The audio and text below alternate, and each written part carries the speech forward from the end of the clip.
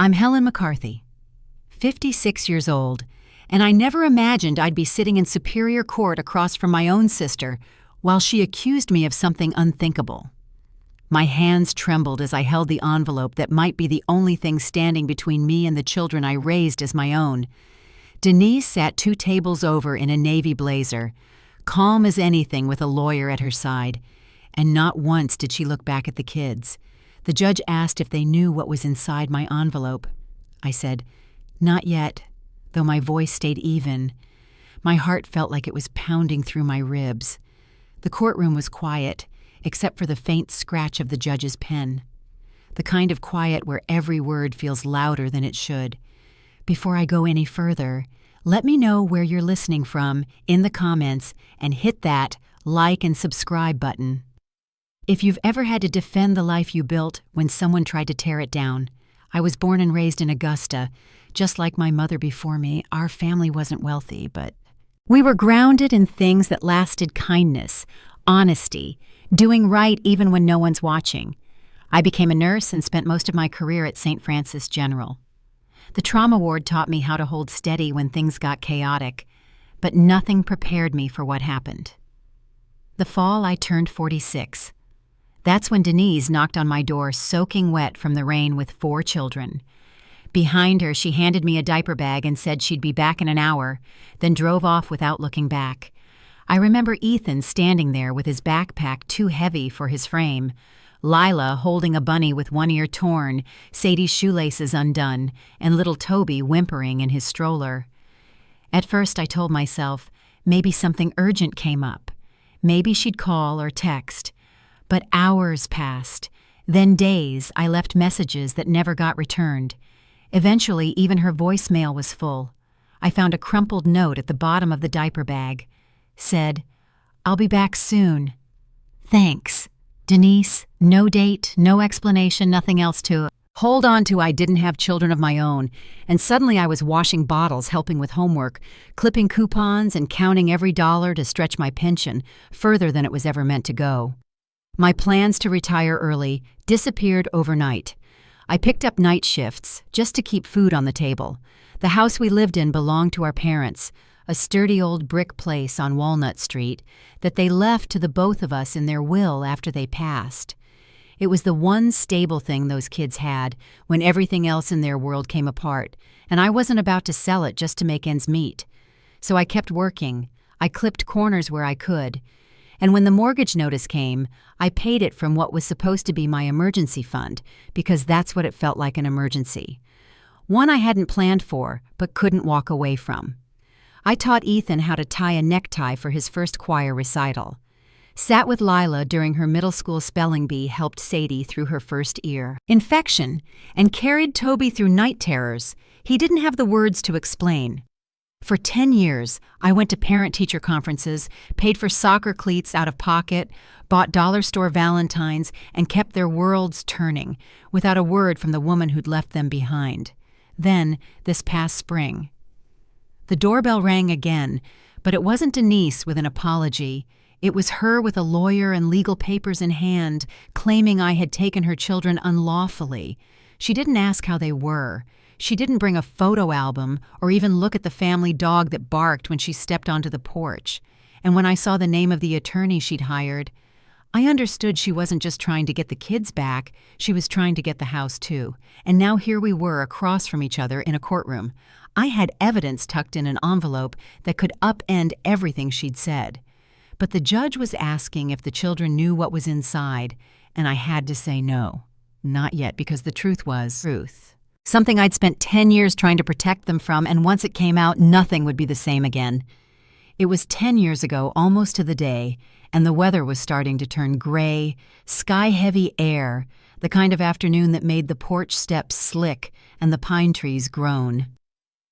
I had just finished cleaning up the kitchen when the doorbell rang. It wasn't a polite chime. It was hurried pressing, like someone leaning on it with their whole hand. When I opened the door, there stood Denise. Her hair was damp, her coat open over a wrinkled blouse, and behind her stood 4 children, all looking tired and out of place.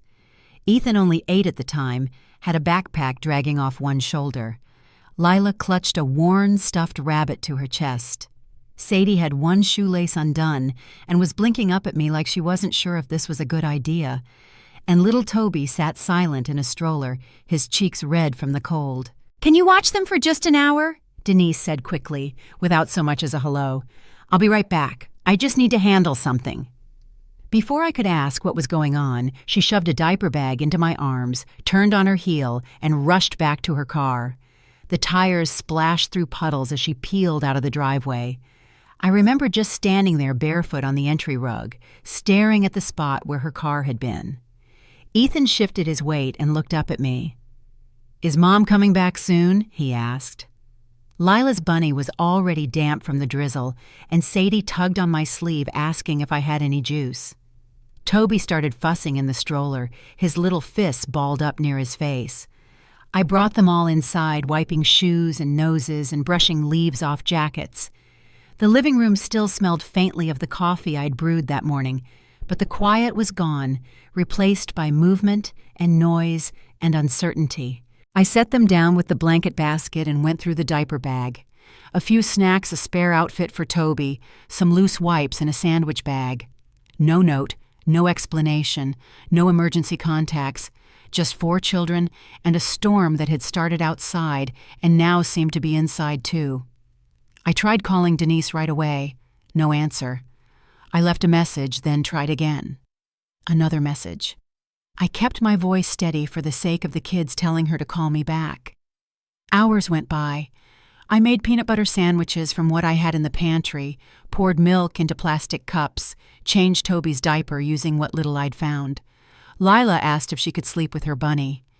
Sadie curled up beside Ethan on the couch, holding the corner of his sweatshirt. Toby finally drifted off against my shoulder, warm and heavy breathing in short little puffs. By the time midnight came, I'd given up looking out the window. I tucked them all into the guest bed, Ethan and Lila side by side, Sadie and Toby curled up on the other side, and sat in the hallway phone in my lap, just listening to the rain. The next morning, I went back through the diaper bag and found a note folded up and tucked behind a half-empty pack of wipes. "I'll be back soon. Thanks, Denise." That was it. No phone number, no date, no explanation, just a scribbled promise that already felt broken. The kids were quiet over breakfast eating cereal while I stared at the note. Ethan kept glancing at the front door like he expected it to open any minute. Lila stayed close to her bunny, chewing slow. Sadie talked about a cartoon she'd seen, completely unaware of what was happening. Toby reached up for me without a word, and I picked him up. The weight of him in my arms made something shift. I didn't have all the answers, but I knew what had to be done next. I called my friend Brenda. We'd worked the trauma floor together for over a decade. "Brenda," I said, "I think Denise left them. I don't think she's coming back." She didn't sound surprised, just said, "Then you do what you always do, Helen. You take care of them." That was the day everything changed. I wasn't their mother, but I was all they had. And the more I looked at them, tired, hungry, trying to be brave, the more I knew I couldn't let them fall through the cracks.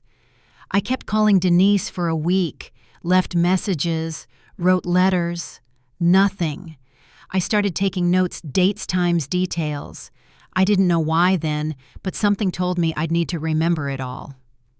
A few weeks later, I called the school district, told them I was enrolling Ethan and Lila.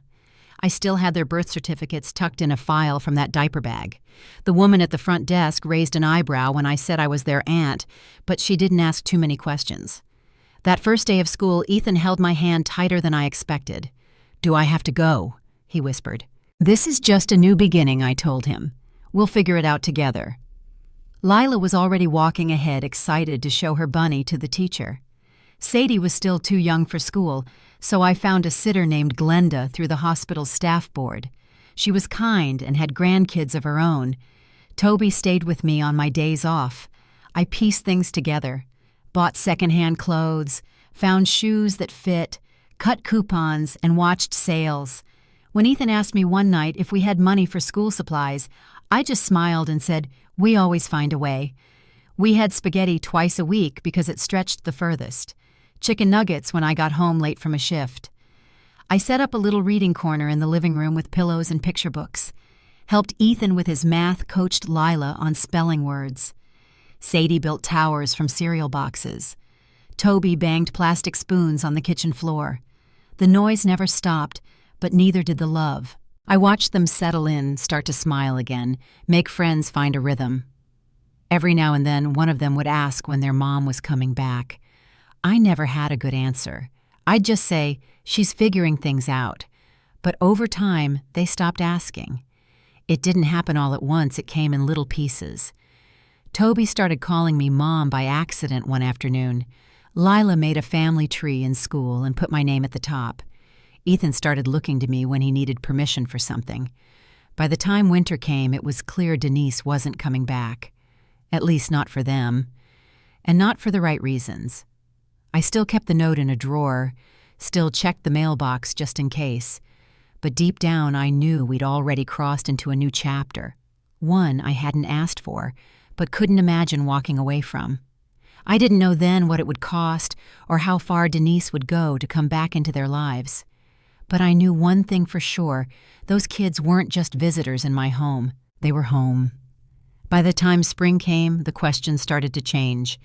They weren't about snacks or bedtime or school pickup anymore. They were about Denise. Ethan was the first to ask out loud. We were sitting at the kitchen table after dinner, the others already off playing, when he said, "Do you think she even remembers our birthdays?" He didn't say Mom, just she. I paused, still holding a dish towel, unsure of what to say. "I think she's trying to figure things out," I said, keeping my voice even. He gave a small nod, but I could tell he didn't believe it. Lila still drew her little cards around the holiday snowmen and December hearts in February. "Can we mail this to her?" she'd ask, eyes hopeful.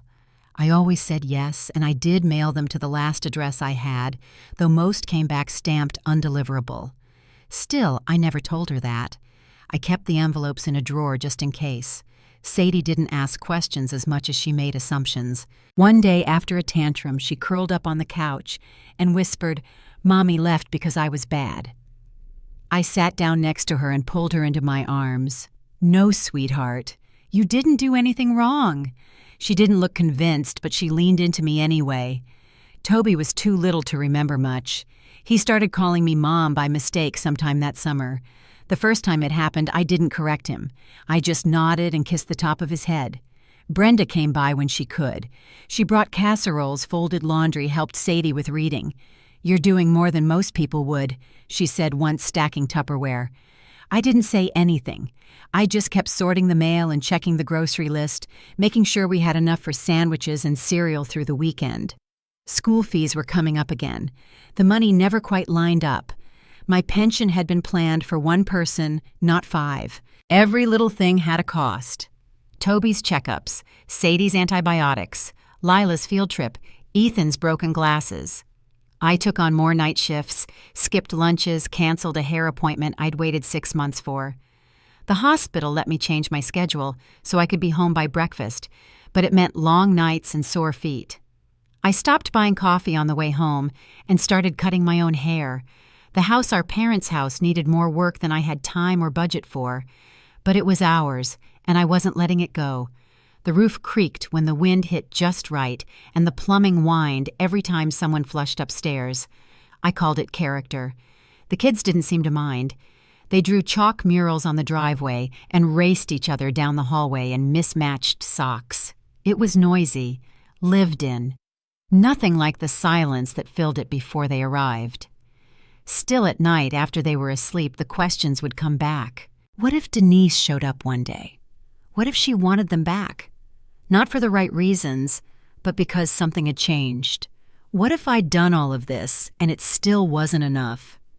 Ethan started middle school the year he turned 12. He liked science and reading, but he didn't talk much. I noticed he stayed up later sometimes just staring at the ceiling. I knocked one night and asked if he needed help with homework. He shook his head. "I just miss how things used to be," he said quietly. I sat on the edge of his bed. "Me too," I said, and left it at that. Lila found her place in the school choir. She had a soft voice, but it carried when she sang. She pinned her first ribbon to her backpack and showed everyone at dinner. Sadie started dance lessons at the community center, and though I couldn't really afford the tuition, the instructor let us pay in installments. Toby grew into a strong little boy, fast on his feet, always chasing after the older ones, always looking back to see if I was watching. I was at every school meeting, every parent-teacher conference, every music recital and ballet show. The teachers would glance at the forms and say, "Where's their mom?" I had a response ready by then. "She's out of town for work," I'd say, and sign my name on the dotted line. At home, the kids built their own routines. Ethan helped Sadie with multiplication. Lila braided Toby's hair one afternoon just to make him laugh. They bickered sometimes, slammed doors, spilled juice, forgot to take out the trash. But they always ended up back together on the same couch, under the same blanket, watching cartoons or sharing popcorn. We celebrated birthdays with store-bought cakes and paper hats. I wrapped books in newspaper and let them decorate with crayons. Ethan turned 13 with a pizza dinner and a handmade card from Lila. He thanked me that night with a hug that lasted longer than usual. I think he knew we were doing the best we could. Years passed. We got through cold winters and long summers. Brenda helped me patch up the back porch. The kids kept growing. The house changed with them handprints on the hallway walls, school photos tucked into the corner of the fridge backpacks, lined up by the front door. Through it all, Denise never called, not once.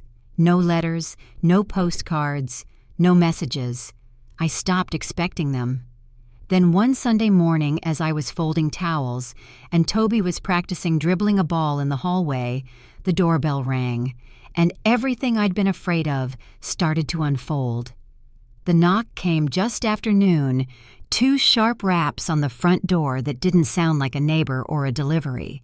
Toby had just set his soccer ball down by the staircase, and I was folding towels in the laundry room when I heard it.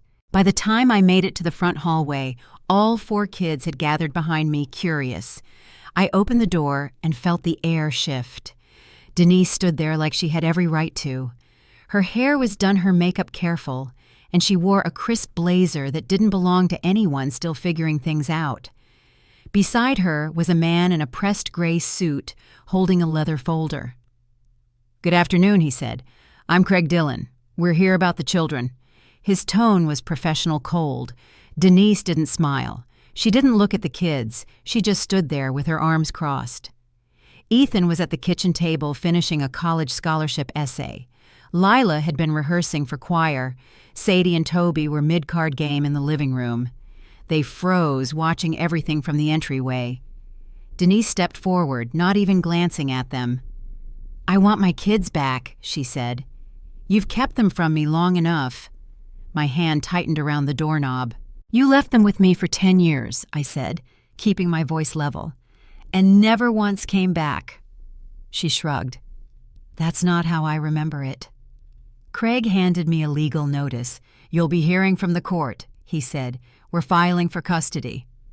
I stared at the paper, the words swimming. Ethan stepped into the hallway behind me. "What's going on?" he asked. Lila looked between us, her expression guarded. Sadie clutched Toby's sleeve. I turned to them slowly. "It's okay," I said. "Everything's going to be okay." After they left, I gathered the kids in the living room. Ethan sat on the arm of the couch, his arms crossed tight. Lila's voice was quiet. "Why now?" she asked. She didn't want us before. I didn't have a good answer. I just said, "She's trying to change things, but I'm not letting her take you." Sadie was quiet, holding on to Toby, who hadn't said a word. His fingers twisted the hem of his shirt.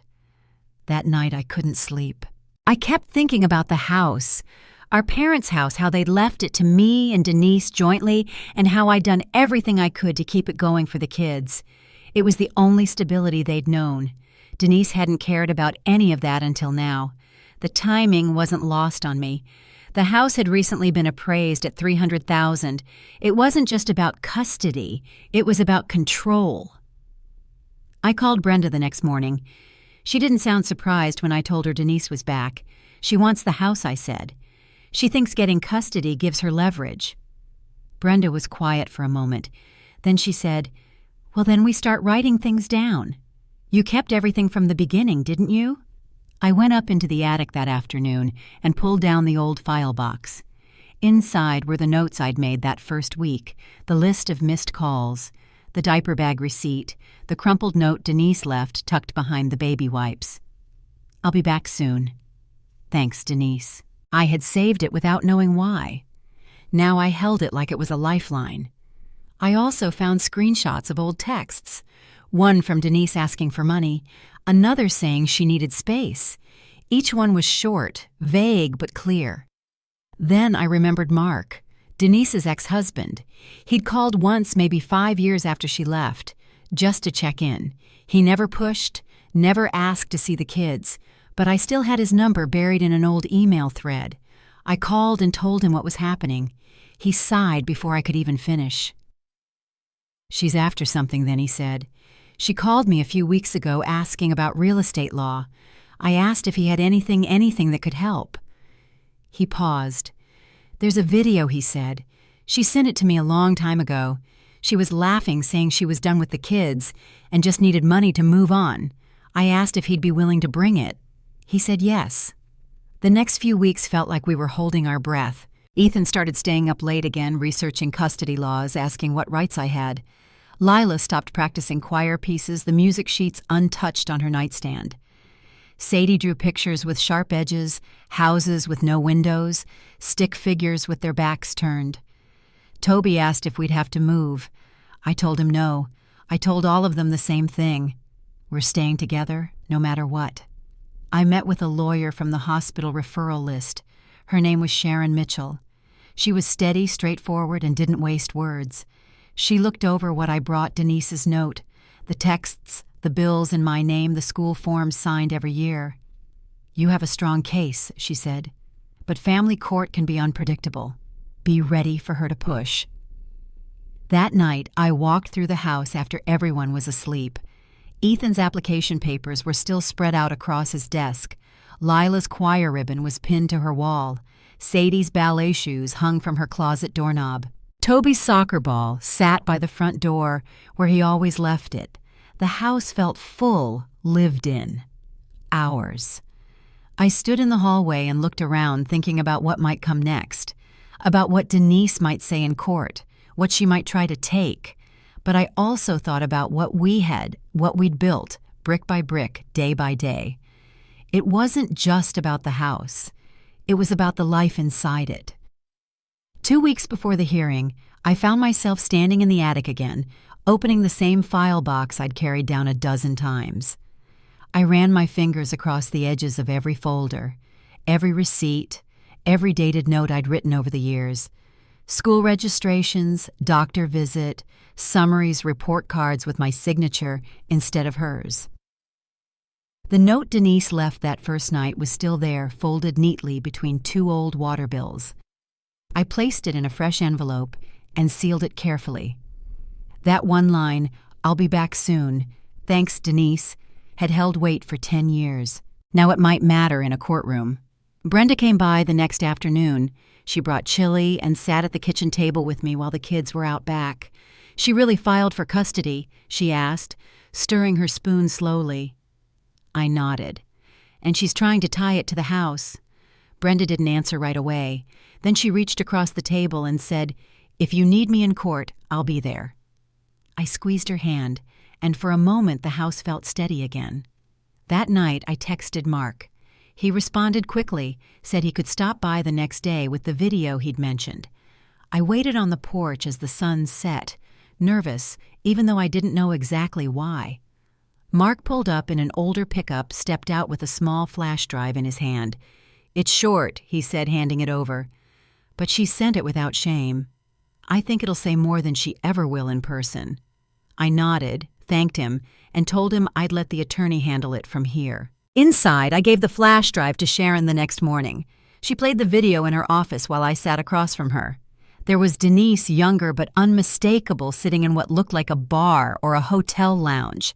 She laughed, swirling a drink, and said, "4 kids, too much. I'm starting fresh. Let Helen deal with it." Then she added, I just need enough money to get out." The screen went black. Sharon didn't speak right away. Then she leaned forward and said, "This is significant. We'll use it, but carefully." At home, the kids could sense things were shifting.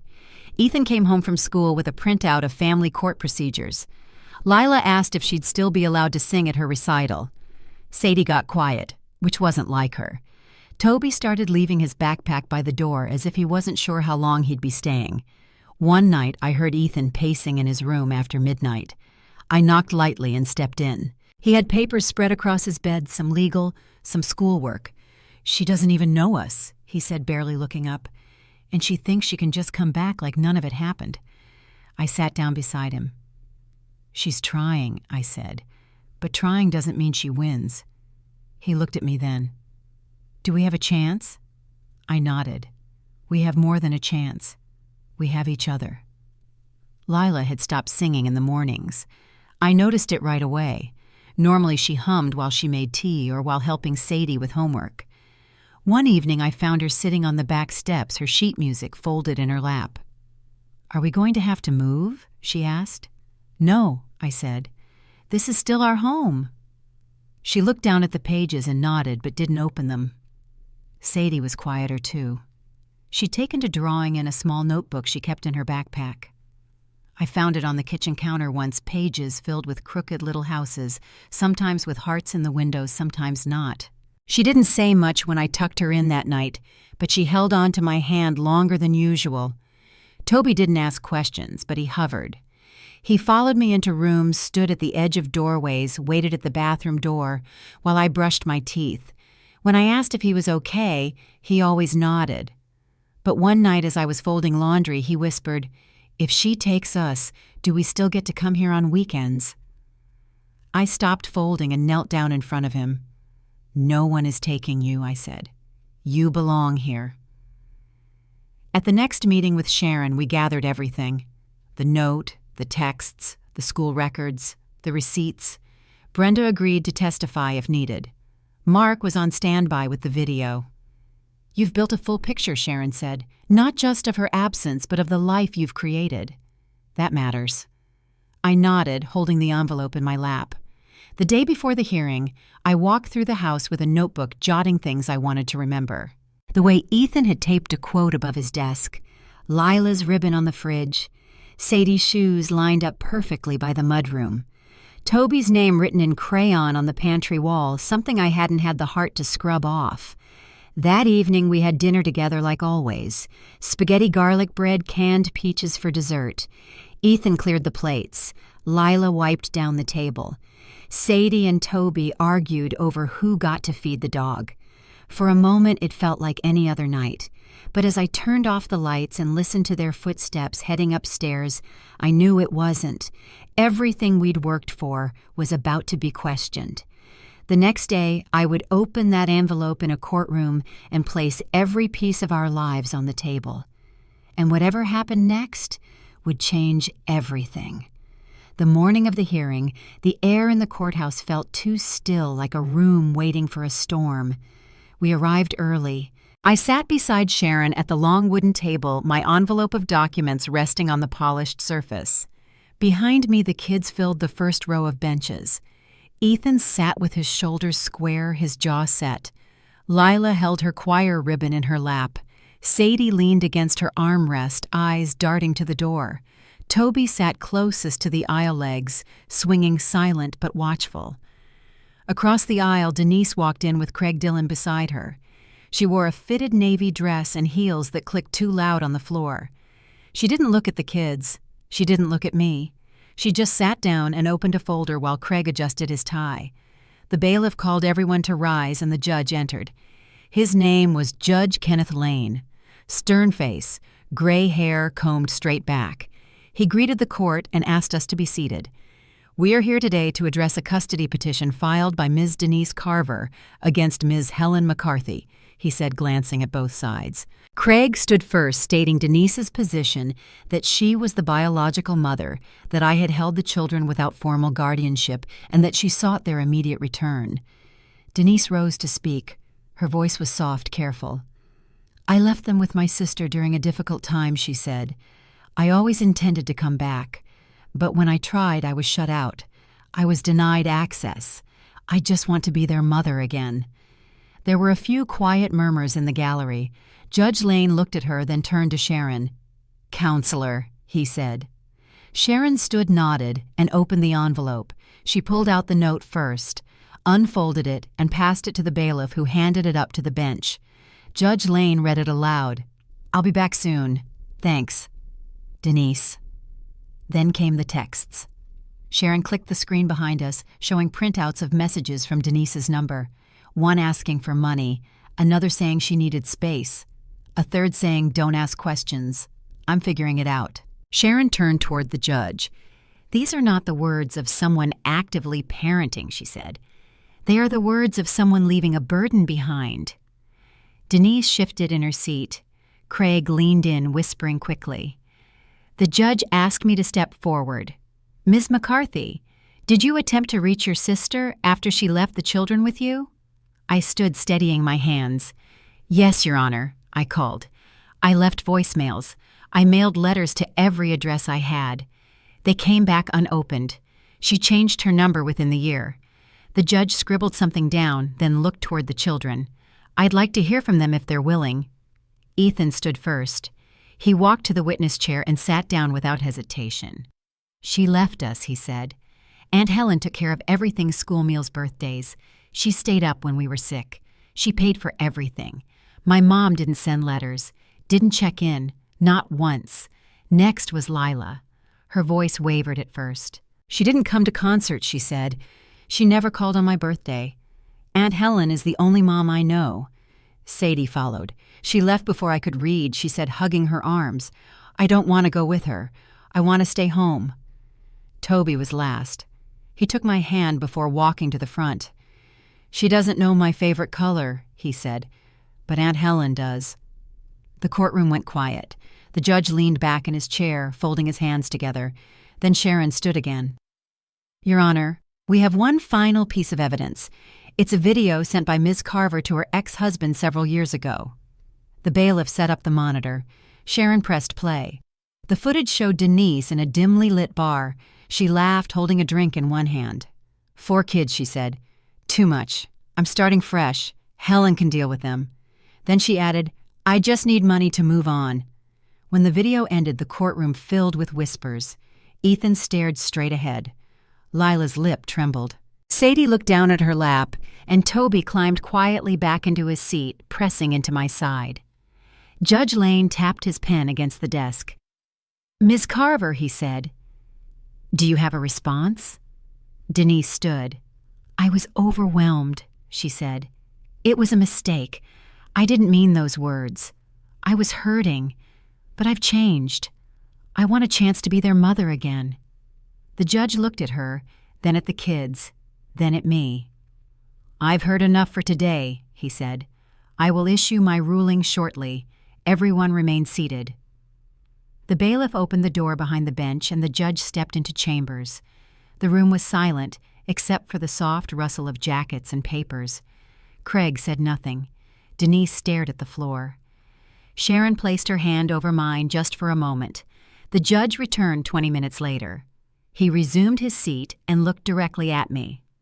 "This court finds Ms. Carver's claims of denied access unsubstantiated," he said. "The evidence provided, including handwritten correspondence, documented attempts at contact, and direct testimony, shows clear and sustained abandonment." He turned toward the children. "These young people have made it abundantly clear where they feel safe and loved." Then he looked back at Denise. "Ms. McCarthy, you are hereby granted full legal guardianship of all 4 minors. Ms. Carver is issued a 7-year no-contact order pending any future review." The gavel came down once. The courtroom exhaled. Ethan reached for my hand. Lila leaned against Sadie, both quietly crying. Toby whispered, "We get to stay," as if he wasn't sure until that very moment. Across the aisle, Denise sat frozen, her expression blank. Craig gathered their things without a word. I turned to the kids. "Let's go home," I said.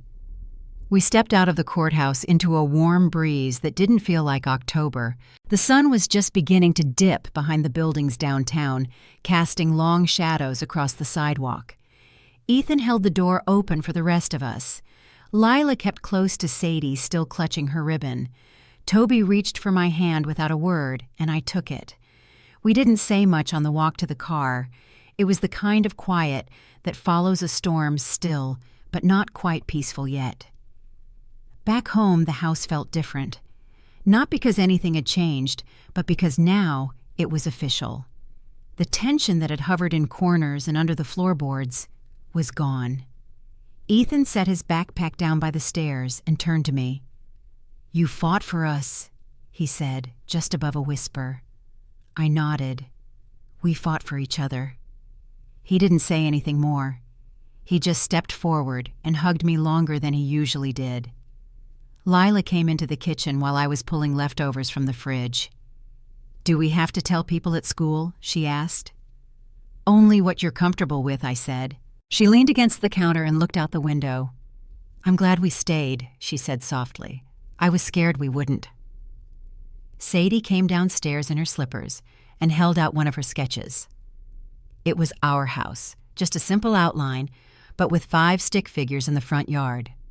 "That's us," she said, pointing to each one.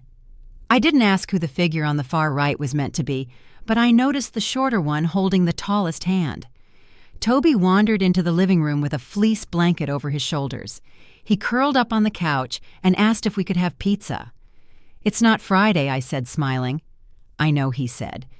"But it feels like we made it to Friday anyway." I placed the order 10 minutes later. That night, we ate on the living room floor boxes, open slices folded in hand. Brenda stopped by just before we finished. She brought brownies and paper plates. "You did it," she said, setting the tray down. "It's over." I didn't answer right away. I just poured her a cup of tea and sat beside her on the couch. Later, after everyone went to bed, I stood by the front window. The porch light buzzed faintly. Across the street, a dog barked once, then stopped. In the quiet, I thought about Denise. I hadn't seen her leave the courthouse. Craig had packed up the folders. She'd gathered her bag slowly, then sat back down after we'd exited. I hadn't looked back. A few days later, I heard from Brenda again. She ran into a mutual acquaintance in line at the pharmacy. Word was, Denise had been renting a condo out in Covington, nothing extravagant but expensive enough. She'd been driving a leased SUV hosting weekend dinner parties. People were saying the court case had drained her accounts. Between Craig's fees and the attempt to contest the deed on the house, whatever cushion she had left was gone. I didn't feel triumphant. I just felt tired. A week passed. Then 2. The kids returned to their routines slowly, cautiously, like they were still waiting for something to go wrong. Ethan focused on finishing college applications. He'd gotten into the University of Maine with a partial scholarship. Lila started practicing her choir solo again. Sadie returned to dance classes. Toby's soccer team had a weekend game, and he scored twice. One afternoon, I opened the mailbox and found a slim envelope addressed to me in Denise's handwriting. Inside was a single sheet of paper. No return address.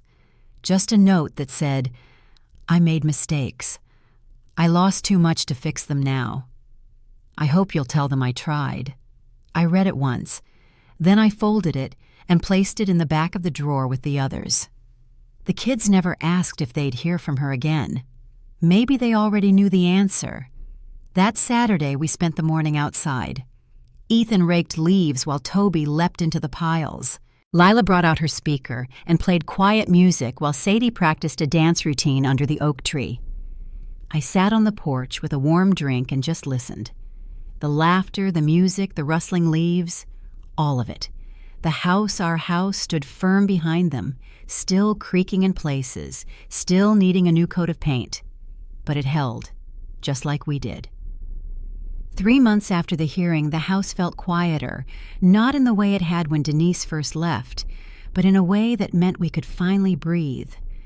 The tension that once lived between walls and under rugs was gone. Now the kitchen held music again. Lila hummed while doing dishes. Ethan scribbled scholarship essays at the table. Sadie's dance shoes waited near the back door, always a little muddy from the yard. Toby's soccer ball rolled through the hallway, thudding softly against baseboards never scolded. It was early fall. The leaves were just starting to turn near the edge of the fence line. The light came through the living room windows, golden and low. I stood out back one afternoon with a cup of tea watching the kids toss a frisbee, their laughter rising like birds in the air. Ethan caught it and passed it to Toby, who ran too far, missing it entirely and crashing into the grass. Sadie spun across the patio, half dance, half play. Lila sat under the oak tree with her choir binder open, quietly practicing each note until the breeze carried them away. The brick house behind us stood the same as ever, worn in the corners, a little crooked on one side, but it was ours. It didn't matter what the deed said or who tried to claim it. The truth was written in the life inside it. Ethan received his official acceptance letter 2 weeks later. University of Maine, biology major. He taped it above his desk next to a drawing Toby had made of the 5 of us. When I walked past his room that night, he was packing books into a box, carefully lining the edges. "You okay?" I asked. He nodded, then turned and said, "I want to come back here for Thanksgiving." I smiled and said, "There'll be a seat at the table." Lila made the all-state choir that same month. She stood at the top of the stairs holding the letter like it might float away if she didn't grip it tight. She didn't say anything. She just walked down, handed it to me, and leaned into my shoulder while I read it. Sadie started working on a solo for her winter dance recital, her first performance since the hearing. I caught her practicing in the mirror, moving with quiet focus. When I clapped from the doorway, she turned and smiled, not shy, not unsure, just proud. And Toby, sweet Toby, got his first trophy at the end of soccer season. He carried it around the house for 2 days before putting it on the nightstand next to his lamp. One morning, while I folded laundry, he climbed onto the couch and rested his head against my arm. "I like it when you're here," he said. "Feels like the house listens better when you are." Across town, I heard Denise had moved again this time, to a small one-bedroom in a complex near the highway. She worked part-time at a call center. We didn't speak. No letters came. The kids didn't ask. Some questions just stopped needing answers. Brenda visited every Friday. She brought soup or something warm, always enough for leftovers. We'd sit on the porch and watch the sun dip low, talking about work, about the garden, about anything that wasn't too heavy. Once she looked out over the yard and said, "They're settled now. You gave them roots." I didn't respond. I just watched Ethan teaching Toby how to throw a curveball and felt the stillness of a job that didn't ask for applause. Looking back, it's strange how quickly something broken can be rebuilt if love does the lifting. I didn't win anything in court that wasn't already mine in spirit. But the paper made it real, made it safe. And sometimes that's what matters most. What I know now is this doing the right thing won't always feel fair. It won't always be easy, but it lasts longer than anything money can buy. It settles deeper. It holds stronger. And when people try to take what you've built through silence or absence or slick words, the truth has a way of showing up sometimes in the smallest voices, sometimes in a folded note, sometimes in the steady hands that never left. Thanks for listening to our story. If it reminded you of someone you love or something you've stood up for, tell me in the comments. And if you're still listening late into the evening, I hope you sleep well tonight, knowing this some battles are quiet, but that doesn't make them any less worth winning.